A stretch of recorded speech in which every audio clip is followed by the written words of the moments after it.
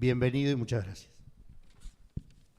Eu queria iniciar agradecendo o convite da EBU para estar aqui hoje, nas atividades de 80 anos, e quero também lembrá-los que nós vamos fazer o ano que vem 100 anos, um século de atividade sindical, né?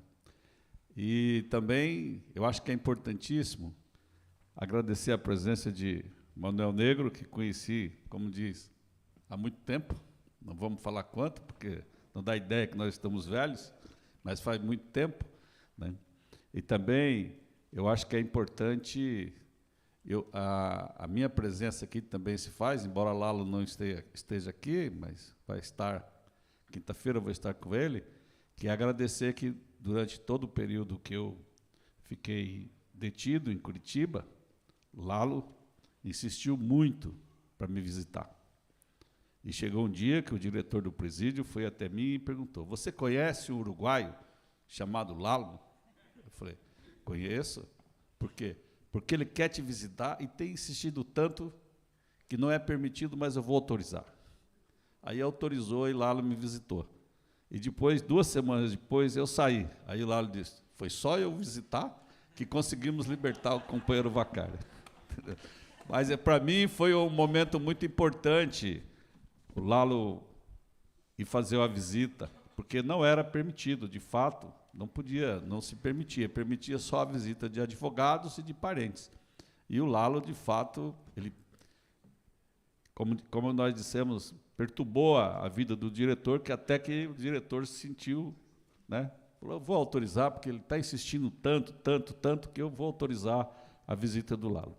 Então, para mim, foi um momento muito importante, embora 2 semanas depois eu consegui sair ainda no semiaberto e usando o tornozeleiro eletrônico.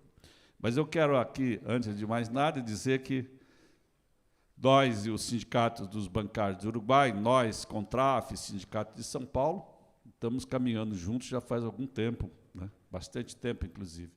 E Negro, para você já viu, né? O discurso da nova geração. Então, para nós, não nos resta outra alternativa. Hoje, o nosso sindicato, que sempre foi uma expressão muito forte do movimento sindical brasileiro, sempre os dirigentes eram homens, hoje nós temos o conjunto do nosso sindicato, os dirigentes são mulheres, né? Na sua grande maioria, e nós já estamos sendo reduzidos, nós estamos exigindo a cota mínima de participação. Nós queremos, nós aceitamos menos que o mínimo, temos que ter o mínimo, né? E, inclusive, são dirigentes valorosos, que é a Juvândia, a Ivone, a companheira Lucimar e outras companheiras são valorosas e fazem o enfrentamento do debate tal qual nós fizemos no passado. Mas isso faz parte do processo de qualificação, de requalificação e de renovação das lideranças. E quero aqui agradecer as palavras do companheiro Juan, que concordo em parte com eles, não são também uma concordância explícita, mas concordo bastante coisa com ele.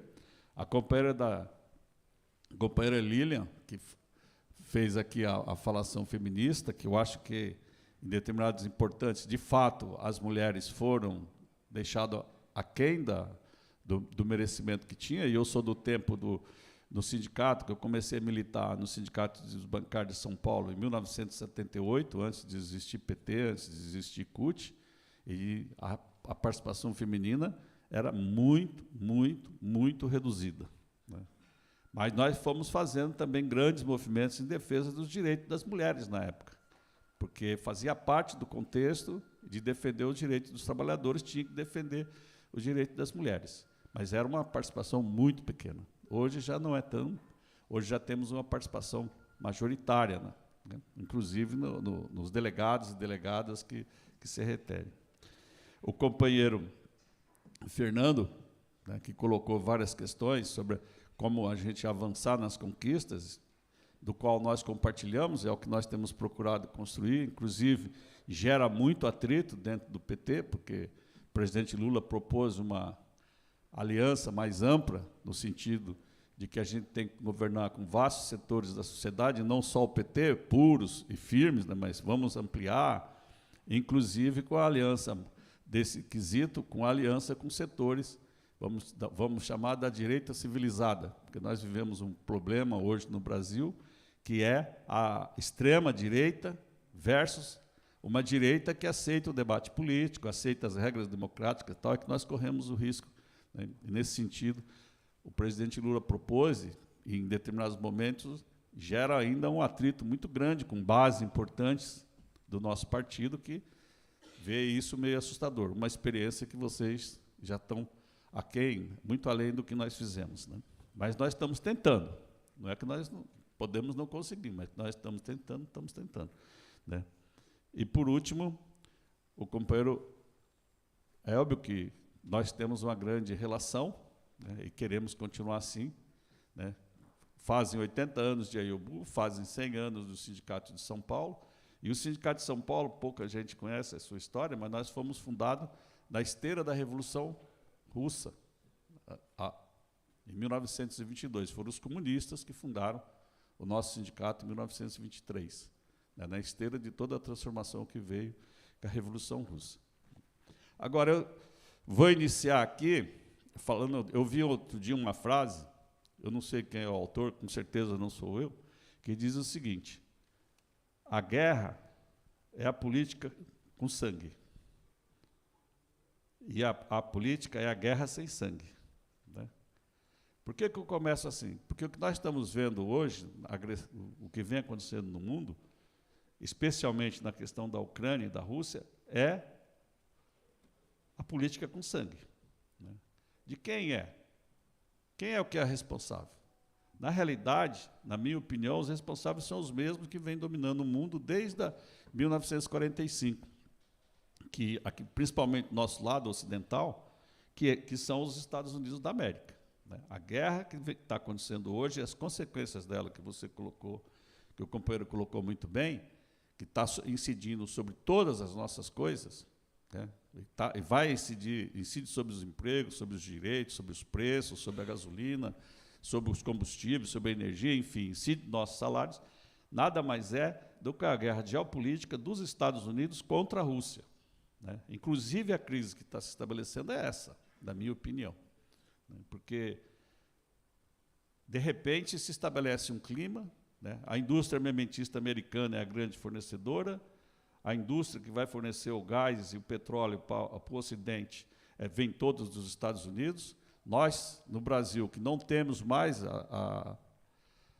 não conseguimos ter o nosso superávit mais em refino, dependemos do combustível que vem também dos Estados Unidos, e estamos sofrendo as consequências dos preços do diesel e tal, etc. Um erro feito que vai demorar muito tempo para corrigir, porque nós, embora sejamos superavitários em petróleo, nós estamos produzindo mais petróleo, estamos vendendo petróleo, mas nós não temos o refino, porque abdicaram isso em nome de um processo econômico e político global de que não deveria se fazer o refino. E hoje nós somos vítimas desse processo. E para fazer uma refinaria, eu sempre digo, o presidente Lula vai vencer as eleições, e se ele iniciar, no dia seguinte, fazer uma refinaria, ele corre o risco de acabar o mandato dele, ele não concluiu ainda, porque é um processo muito extenso, né? Processo de 3 a 4 anos. Então, é um processo que nós vamos ainda continuar pagando caro na sociedade brasileira, o que foi o erro cometido em abdicar da nossa soberania no refino. Nós lutamos e conquistamos a soberania na produção de petróleo, mas nós exportamos o petróleo e compramos os derivados, o que acontece em grande parte do mundo. Então, esse é um problema que vem da disputa geopolítica que está estabelecido na Europa e que nós temos consequências. Nesse sentido, eu acho que é preciso abrir o debate e trabalhar com firmeza para que a gente conduza esse debate da linha correta, tá certo? Porque a paz é que nos interessa a todos, não a guerra. A paz é que nos interessa e mais, nós queremos que a riqueza seja distribuída. Porque a cada dia que retira um direito de um trabalhador, a economia desse direito vai para quem? Vai para o Estado ou vai para o setor privado? Vai para o setor privado. A gente vive isso. Retira um direito do cidadão, do orçamento, seja de saúde, educação, dos investimentos que o Estado faz no Brasil. Quando eles retiram esse direito, não vem para os trabalhadores, vai para o setor privado. Quando vão lá, retiram direitos nossos, como salários e outros direitos, negociação coletiva, também vai para o setor privado. Por isso que a gente tem visto um acúmulo cada vez maior de riqueza no setor privado. Nosso país cresceu o número de bilionários, cresceu e muito, e cresceu o número de miseráveis, porque há uma transferência contínua de renda dos pobres para os ricos. E isso é que tem que ser contido. Se nós temos que conter, falar, ó, não pode ser assim. Mas também é uma explicação econômica, porque o dinheiro é um só. Se você dá mais dinheiro aos ricos, você vai dar menos dinheiro aos pobres. Não tem milagre. E o governo brasileiro hoje, ele faz a política de distribuição de recursos para os ricos, em detrimento dos pobres. E isso vale em todas as políticas feitas. Então, acho que isso é importantíssimo. Agora, do ponto de vista que nós estamos vendo da transformação na América Latina, é exatamente o seguinte: há um movimento social, há um movimento político de recuperação dos espaços que nós tínhamos anteriormente. Porque nós começamos a perder e perdemos tudo, quase tudo. Aí começamos a recuperar aqui e ali, e agora nós estamos recuperando quase tudo. O Brasil, se a gente recuperar o poder político no Brasil, aí nós vamos ter dado um passo importantíssimo para poder fazer a reconciliação com a América Latina toda, né? Porque é um espaço importantíssimo para nós.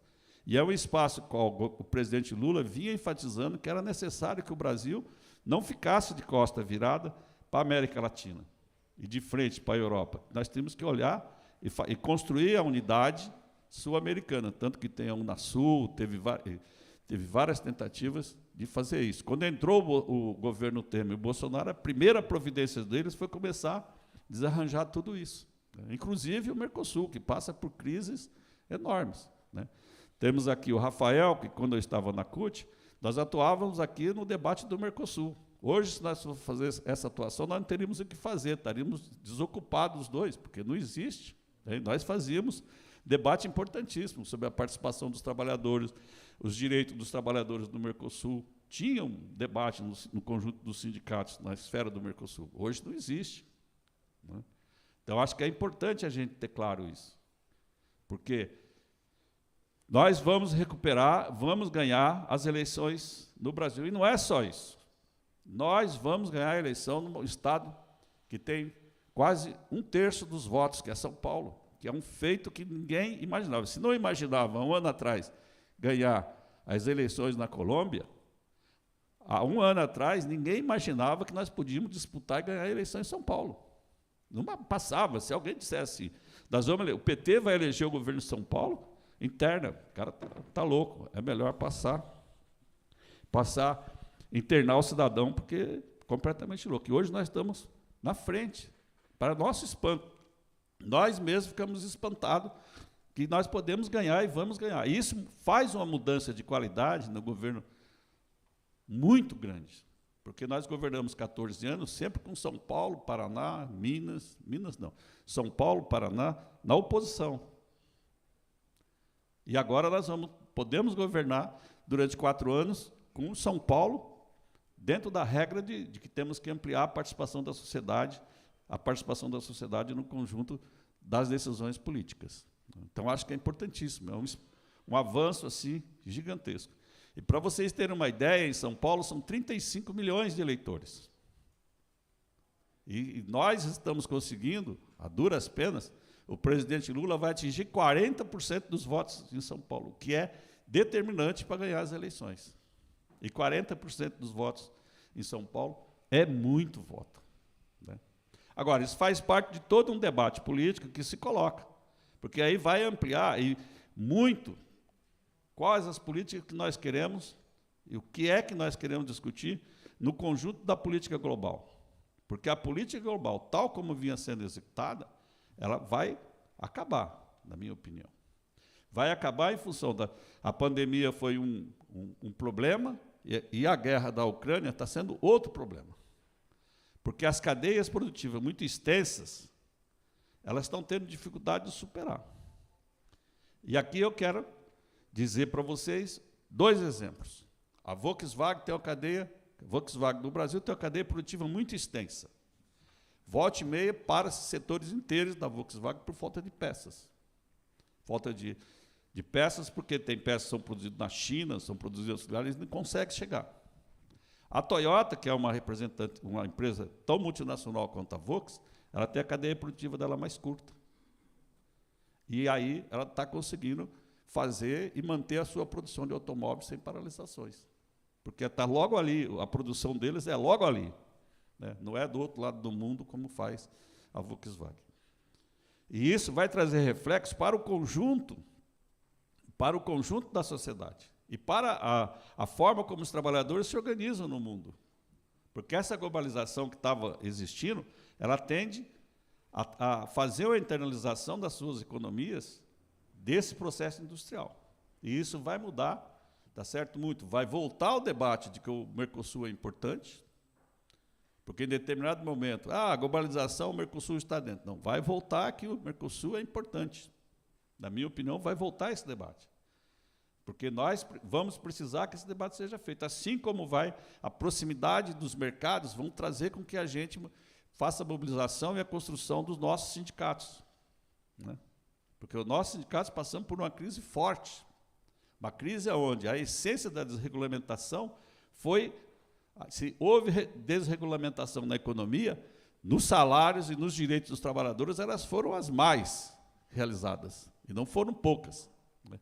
Nós chegamos ao cúmulo no Brasil de desregulamentar completamente o financiamento dos sindicatos, as negociações, o direito coletivo, o direito individual se sobrepor ao direito coletivo.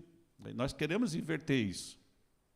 Nós queremos que os direitos coletivos sejam elementos fundamentais, queremos que o direito de organização sindical seja respeitado, queremos que o financiamento dos sindicatos sejam colocado claramente. Por quê? Porque não há democracia se não houver a participação dos trabalhadores.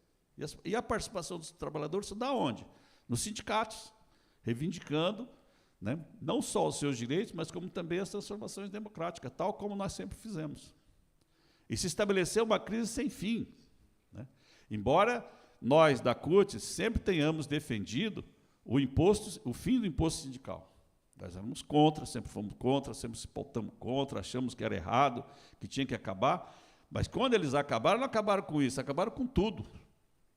Então, isso gerou uma crise muito ruim, né? Então, acho que nós temos que fazer a recolocação, aproveitando esses novos ventos que vêm, para recolocar as coisas no seu lugar correto, que vem também dentro da própria organização da economia global, né? E fazer o máximo de esforço para que a gente avance. E tem, do nosso ponto de vista, nós, né, aí falando uma coisa mais específica do Brasil, nós temos e vamos continuar, e temos que intensificar a questão dos BRICS, né, que é o que vem sendo construído, porque os BRICS têm uma força econômica tão forte quanto a união dos Estados Unidos com a Europa. Agora, é preciso qualificar isso, né, porque a quantidade de consumidores do mesmo patamar de renda que existe entre os BRICS e a União Europeia e os Estados Unidos, somando, eles são equivalentes. Agora, se nós não conseguimos trabalhar isso com ênfase, talvez a gente não consiga ter os resultados que a gente queira. Mas eu acho que são elementos fundamentais. Agora, não passa só pela conquista da presidência da República. Ok, ganhamos, beleza, ganhamos o governo de São Paulo, beleza, ganhamos o Sudeste, beleza. Agora, como é que ficou o Legislativo? Porque ainda podemos se defrontar com a nossa crise política se dá dentro do Congresso, então nós temos que fazer um esforço para mudar o Congresso. E aí entra a questão da maior participação feminina, dos jovens, mas entra, acima de tudo, a gente avançar a consciência da sociedade para poder disputar o Congresso. Porque hoje nós estamos reduzindo a quanto? A 130 deputados. Não seguramos nada. Qualquer emenda constitucional para segurar tem que ter 170. Para segurar o impeachment tem que ter 170. Não é à toa que a Dilma foi impeachmentada, nós tínhamos 130 deputados. Então, nós temos que construir isso, e é difícil. É a tarefa mais difícil, é mudar a correlação de força no Congresso. Se não bastasse isso, né, nós temos 3 poderes que são os pilares da República, que é o Executivo, que nós estamos disputando, vamos ganhar, que é o Legislativo, que nós podemos disputar e ganhar, agora tem o Poder Judiciário. Esse é concursado. Esse não tem eleição. E são os mais nefastos em relação à democracia.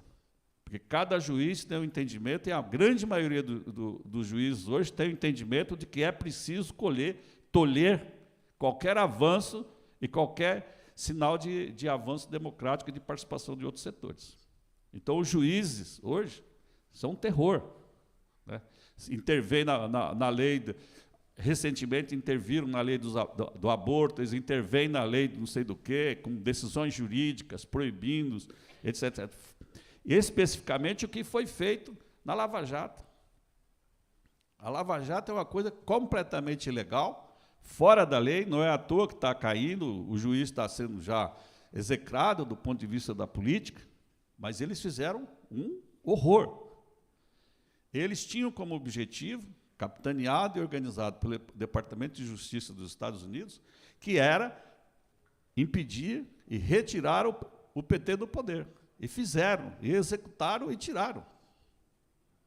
E tiraram prendendo. Em 2016, à véspera das eleições, o PT teve...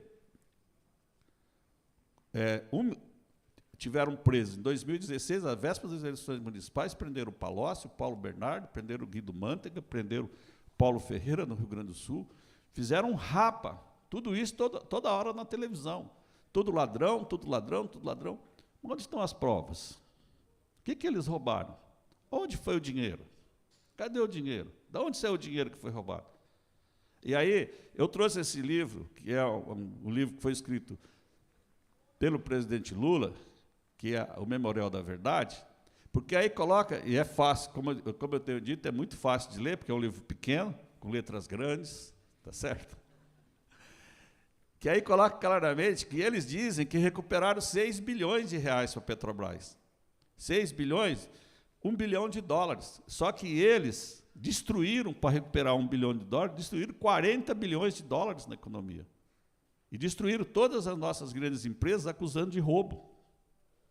Agora, quantos foram comprovados? A própria delação que a Odebrecht fez, a Odebrecht, que era a maior empresa de engenharia, tinha 200 mil trabalhadores, fizeram uma delação, O próprio Supremo Tribunal não aceita a delação da Odebrecht porque diz que ela é fruto de inverdade, a delação do Palocci, e assim foi, porque havia uma indústria das delações, de acusações contra membros. E era a regra para você ter que se você falasse do PT. Se eu chegasse lá e falasse, não, eu tenho aqui que a EBU, cara falou, não, a EBU nós não queremos saber, mas queremos saber do PT. O que foi do PT? E aí foi que se iniciou um processo de caça, onde eu fui o primeiro a ser preso.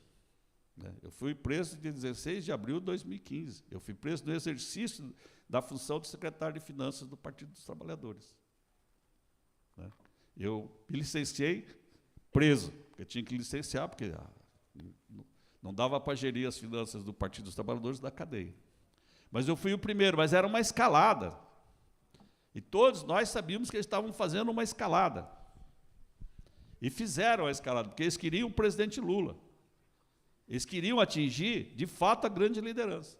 E o dia que prenderam o presidente Lula, eu, particularmente, fiz a seguinte avaliação.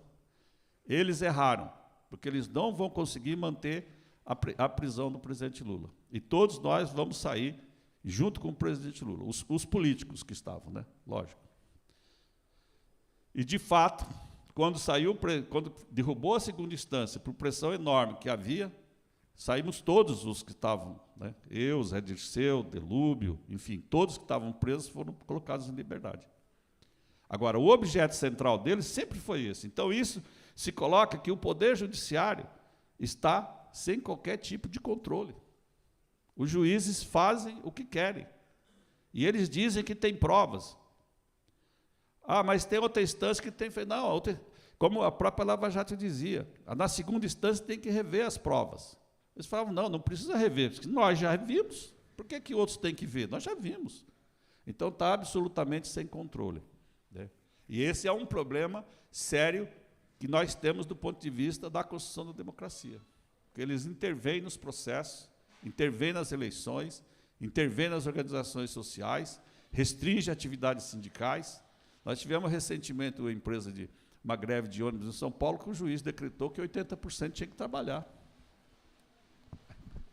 Qual é a greve que você consegue fazer com 80% trabalhando? Não existe a greve, né? Então, tem todos esses problemas, que é uma situação que nós vamos ter que se debruçar na América Latina inteira, no Brasil, que é como que a gente consegue superar a questão do Poder Judiciário. Porque eles não são eleitos, eles são concursados, são vitalícios, são imovíveis do cargo.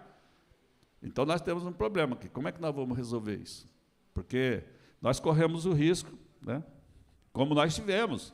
Nós tivemos um governador do Estado que foi afastado por decisão do juiz, na Paraíba. Afastaram o governador do Estado e depois não tem denúncia contra o governador do Estado. Mas ele foi afastado. Ele sofreu todos os prejuízos políticos, mas e depois? Ah, não tem. Tem gente que faz 6, 7 anos que teve busca e apreensão, denúncia na Rede Globo, etc., etc., que não teve processo até hoje. Não teve, simplesmente não teve. Não teve por quê? Porque não tem o que fazer. Agora, o juiz fez, mandou prender o cara ficou uma semana preso, soltou, mas, então, essa é uma questão que se coloca, né? E, junto com isso, vai se colocando as outras preocupações, né? Porque se nós temos que tomar conta do Poder Judiciário, que é um problema sério, o Legislativo a gente disputa a eleição, o Executivo a gente disputa a eleição, aí vem as organizações sindicais, que nós temos que preservar, fazer funcionar, representar, construir a participação mais ampla, né? A juventude, fazer todas as requalificações que nós temos que fazer. Aí, em seguida, vem o debate sobre as organizações sociais. Nós temos uma formação muito forte de organizações sociais. Nós temos movimentos de reforma agrária, nós temos movimento de sem-teto, nós temos movimento de mulheres, nós temos... Enfim, não é por falta de movimento e por falta de organização social. Agora, o problema, na minha opinião, é que, para que a gente consiga fazer isso avançar, nós temos que ampliar a participação dentro do aparelho do Estado. E o Bolsonaro tirou todas do aparelho do Estado. Não há qualquer participação de qualquer organização, associação, sindicato ou coisa do gênero que participe das decisões do Estado. Antigamente nós tínhamos Conselho de Saúde, nós tínhamos Conselho de Educação, nós tínhamos Conselho do Meio Ambiente, nós tínhamos onde as organizações participavam, levavam, disputavam, discutiam, apresentavam, enfim, polarizavam o debate com o Poder Legislativo e com o Poder Legislativo. O Bolsonaro rapou tudo, não sobrou nada. Os conselhos hoje funcionam tão e somente de Estado para Estado. Participa do conselho o ministro A, B e C. Tá certo? Não tem qualquer cidadão que não seja órgão do aparelho estatal. Exceto alguns que é por força de lei que ficaram, que é o Conselho Curador do Fundo de Garantia, agora se recuperou por via judicial o meio ambiente, né? E algumas coisas assim. E nós tínhamos, no nosso governo, nós tínhamos assim, todos têm que participar, têm que dar a sua opinião, têm que se apresentar, discutindo, né? E, de repente, sumiu-se tudo, e que é o que ele coloca. E todos os dias o Bolsonaro, ele esculhamba, tá certo? Dizendo que ele é contra a ideologia de gênero, mas aí vem as explicações dele. Por que ele é contra?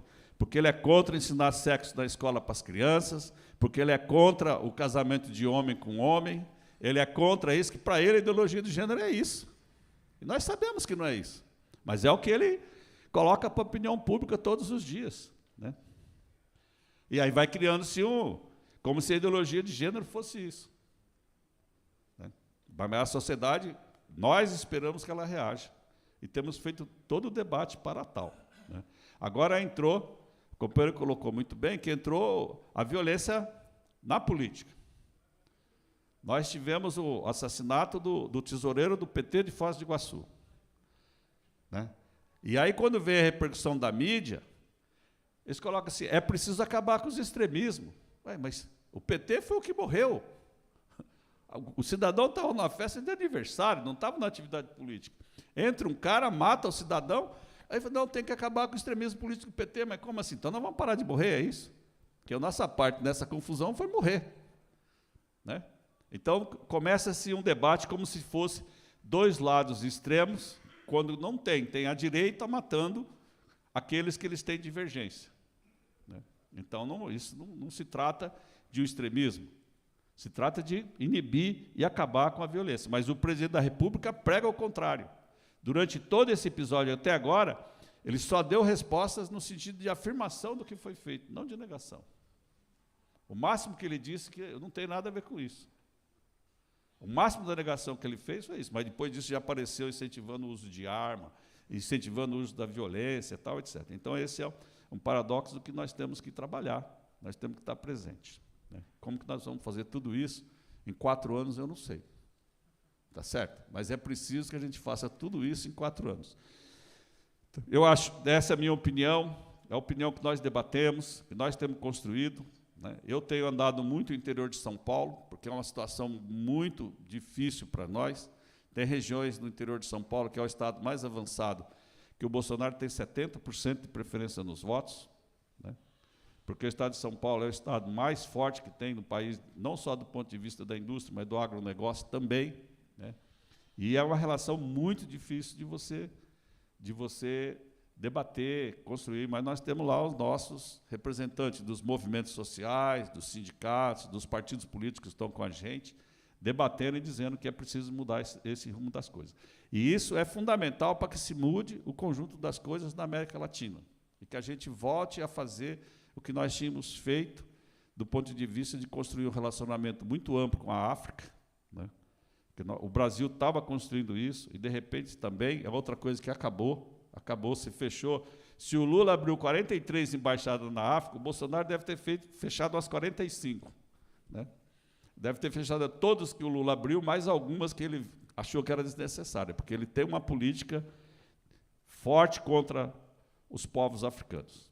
E nós achamos que temos que fazer interação com os países que necessitam, né? Não queremos brigar com os Estados Unidos, não brigamos da outra vez com os Estados Unidos, não brigamos com a Europa, mas ampliamos nosso relacionamento com o Oriente Médio, ampliamos nosso relacionamento com a África, com a Ásia, e ampliamos muito com a América Latina. Só para dar um exemplo, o nosso relacionamento comercial com a Venezuela, no tempo do presidente Lula, a gente tinha uma relação de intercâmbio por volta de 10 bilhões de dólares. Eles nos acusam de tudo em relação à Venezuela. Embora nós sempre registramos que nós estávamos fazendo uma relação política da América Latina, e cada um tinha que resolver os seus problemas de governo, tal. Nunca quisemos se intrometer e dizer que o governo da Venezuela tinha que ser mais assim ou menos assim, né? Mas nós tínhamos uma relação forte. Quando entrou o governo Temer e, em seguida, o governo Bolsonaro, essa relação comercial está reduzida a zero. A zero. E aí eles ainda reclamam que a Venezuela não paga os empréstimos. Falamos, lógico, nós sacaneamos os caras de todo jeito, se eu fosse eles, também não pagaria. Tá certo? Também não pagaria os empréstimos. Vou pagar para quê? Para vocês continuarem nos sacaneando? Não, então que lutem para receber. Tá certo? Então, nós vivemos todos a mesma coisa em relação a Cuba. Nós estávamos construindo uma relação intensa. Hoje, praticamente zero. E só para finalizar o histórico aqui, do que é a briga, o que é a dificuldade de relacionamento, na maior parte dos estados do norte, tinha voos direto para a Colômbia, tinha voos de Manaus para Miami, tinha voos de Rio Branco para o Peru. Hoje, para você ir ao Peru de avião, você tem que descer lá de Rio Branco, 4 horas de voo, até São Paulo, Brasília, tá certo? E depois pegar o voo para Rio Branco, subir as mesmas, voltar às 4 horas, mais uma que era a distância do voo. Você faz uma viagem que era 1 hora, hoje você gasta 9 horas. Isso vale para a Colômbia. Se você está no norte, tem que ir à Colômbia, que é 2 horas de voo, você tem que vir a São Paulo ou a Brasília, para depois voltar para ir para a Colômbia. Isso foi o resultado de toda essa tragédia de relacionamento hostil com a América Latina, né, fora as relações comerciais que caíram.